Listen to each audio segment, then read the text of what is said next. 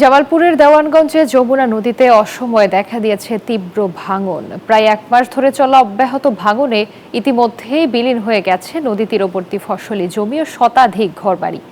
ভাঙন আতঙ্কে অনেকেই তাদের বসতঘর নিরাপদ স্থানে সরিয়ে নিচ্ছেন। হুমকির মুখে রয়েছে শিক্ষা প্রতিষ্ঠান সহ অন্যান্য স্থাপনা। ভাঙন প্রতিরোধে পদক্ষেপ নেওয়ার কথা জানিয়েছে পানি উন্নয়ন বোর্ড। জামালপুর থেকে তানভীর আজাদ মামুনের তথ্যচিত্রে ডেস্ক রিপোর্টে বিস্তারিত।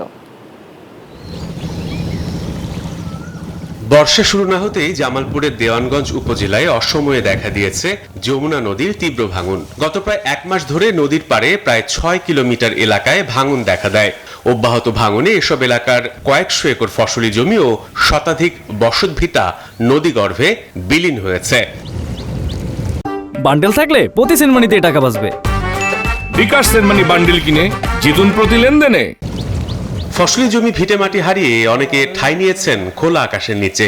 উদ্বেগ আর উৎকণ্ঠায় দিন কাটছে তীরবর্তী হাজারো পরিবারের। এই জায়গায় আমার বাড়ি ঘর ছিল, এই বাড়ি ঘর নদী ভাঙনে হিরিশকিরি ভাঙন চাপিয়ে বাড়ি ঘর গাছ গেছিলি সব বিবাদ হয়ে গেছে, যার কারণে এখন আমরা এই ব্রিজের নিচে থাকার জন্য আশ্রয় নিছি।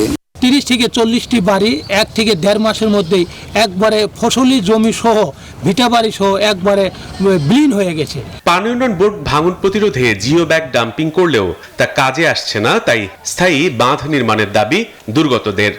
10 গাড়ি আছে যদি ভাঙে শেষ আর 10 বিঘে ভেঙে নাঙল জমি কম ভেঙে নিলে আর কি থাকে, এখানে কামলাও নেয় না। অবহেলিত মানুষদেরকে, এই ভাঙন এলাকার মানুষদেরকে তারা শুধু সান্ত্বনামূলক কথাবার্তা বলে তাদেরকে সামান্য সান্ত্বনা দিয়ে চলে যায়। তবে ভাঙন প্রতিরোধে জিও ব্যাগ ডাম্পিং সহ বিভিন্ন পদক্ষেপের কথা জানালেন পাউবো কর্তৃপক্ষ। উজানে এবং ঘাটিতে ভাঙনটা অব্যাহত রয়েছে। এই অব্যাহত ভাঙন প্রতিরোধে অস্থায়ী ভিত্তিতে, জরুরি ভিত্তিতে আমরা 300 মিটার অংশ প্রতিরক্ষার জন্য ইতিমধ্যে একটা রিপোর্ট আমরা পাঠিয়েছি ঊর্ধ্বতন কর্তৃপক্ষের কাছে। নির্দেশনা পেলে আমরা জরুরি ভিত্তিতে ব্যবস্থা নেব।